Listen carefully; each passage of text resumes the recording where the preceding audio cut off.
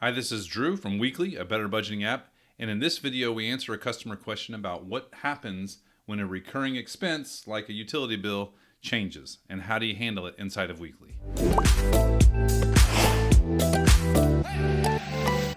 Hi, Dan. We have a customer question here, and the question is, what happens when recurring expenses change?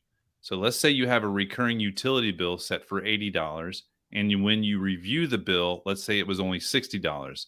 Does the $20 get put back into the safe to spend? Yeah, that's a good question. So most recurring expenses don't change that often.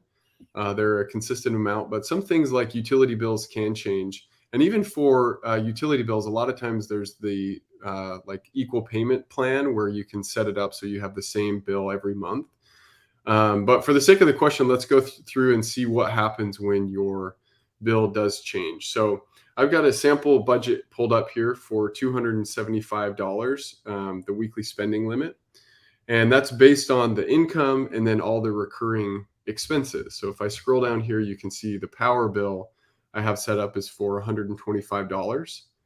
And if I go into my dashboard, I've got my safe to spend of 117 based on my weekly spending limit and what I've spent so far this week.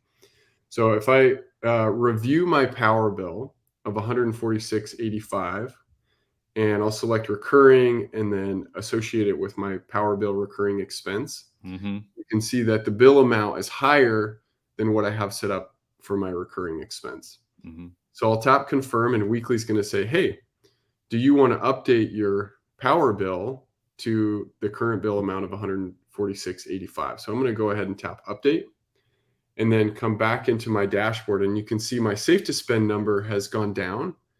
And that's because in the background, Weekly has recalculated my weekly spending limit to bring it down by $5 a week so that on average, I have that extra money set aside to cover the power bill.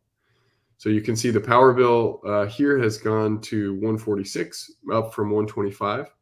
My weekly spending limits decreased, and my safe to spend has immediately updated.